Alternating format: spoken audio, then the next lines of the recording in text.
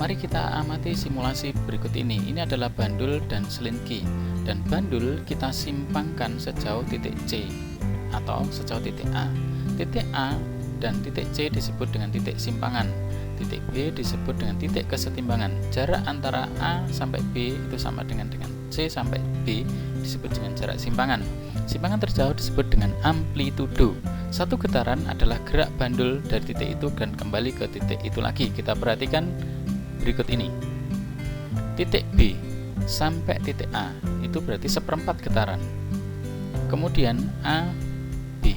Nah, ini setengah getaran, dan sampai di titik C ini 3/4 getaran, dan sampai di titik B lagi itu disebut dengan 1 getaran. Sekali lagi, B sampai C ini seperempat, sampai B menjadi setengah, sampai A menjadi 3/4, dan sampai titik B ini 1 getaran.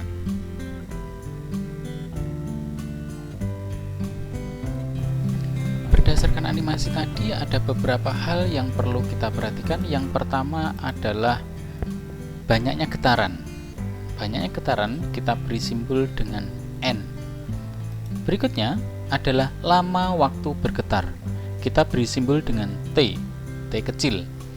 Kemudian kalau kita tahu banyaknya getaran dan lama waktu bergetarnya, maka kita bisa mencari periode. Nah, periode itu adalah waktu yang dibutuhkan oleh bandul untuk 1 kali bergetar. Kita simbolkan dengan T besar.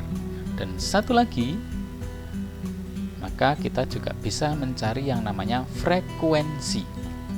Frekuensi adalah banyaknya getaran dalam setiap satu satuan waktu, atau ada orang yang mengatakan banyaknya getaran dalam setiap detik.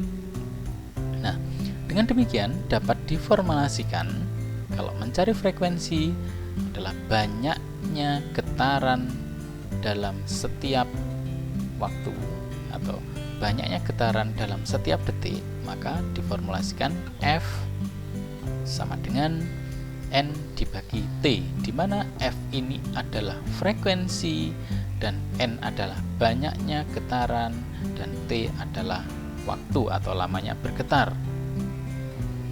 Kemudian untuk mencari periodenya, maka periode disimbolkan dengan T besar itu sama dengan T kecil atau lamanya waktu bergetar dibagi dengan banyaknya getaran. N ini adalah banyaknya getaran. Berikutnya contoh soal. Bandul bergetar 100 kali selama 50 detik. Berapakah frekuensi dan periode getaran?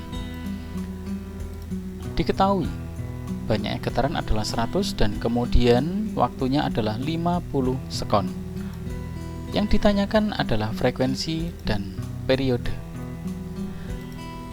Jawab, frekuensi sama dengan N per T, di mana N adalah banyaknya getaran dan T adalah waktu.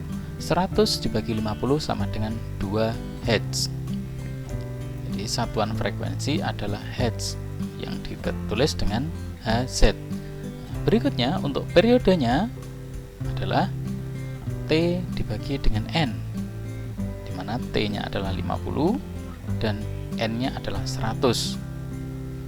Maka bisa diperkecil atau disederhanakan 1/2. Itu sama dengan setengah detik atau 0,5 detik. Jadi periodenya adalah 0,5 detik, sedangkan frekuensinya adalah 2 Hz.